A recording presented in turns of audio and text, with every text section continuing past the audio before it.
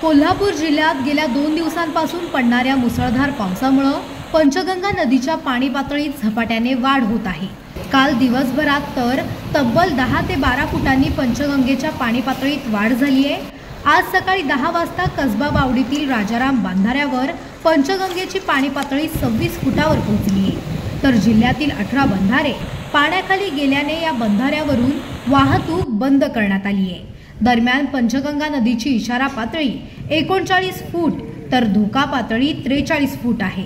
आज जिल्ह्याला हवामान खात्याकडून ऑरेंज अलर्ट जारी करण्यात आला आहे। मात्र कोल्हापूर शहरासह जिल्ह्यात आज काही अंशी पावसाने उघडीप दिली आहे, परंतु धरण पाणलोट क्षेत्रात पावसाचा जोर कायम असल्याने राधानगरी धरण देखील 57% भरलंय।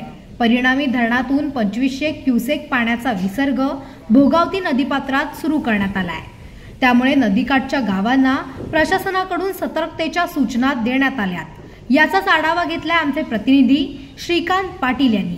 पाहुयात। कोल्हापूर जिल्ह्यात आज काही अंशी पावसाने उघडीप घेतल्याचे तरी धरण पाणलोट क्षेत्रात मुसळधार पाऊस कोसळत आहे।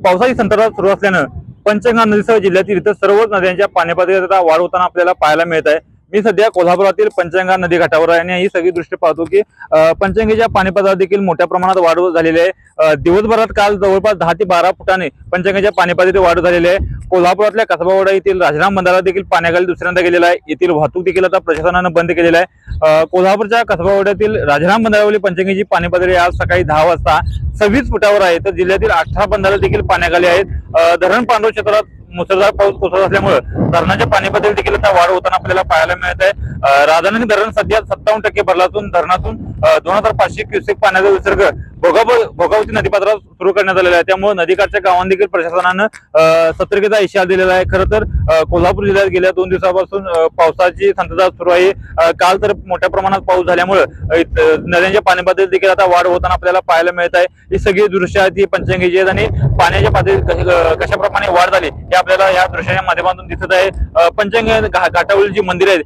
ती देखील आता पाण्याखाली गेलेली आहेत। कासारी नदीचं पात्र देखील आता पहिल्यांदा नदी पात्राबाहेर जे कासारी नदीचे पाणी आहे ते पात्राबाहेर पडलेलं आपल्याला पाहायला मिळत आहे।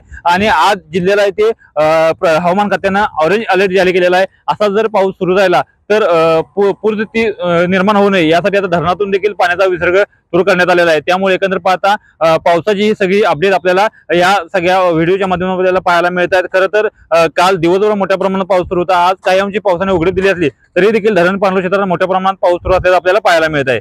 श्रीकांत पाटील, नवराष्ट्र, कोल्हापूर।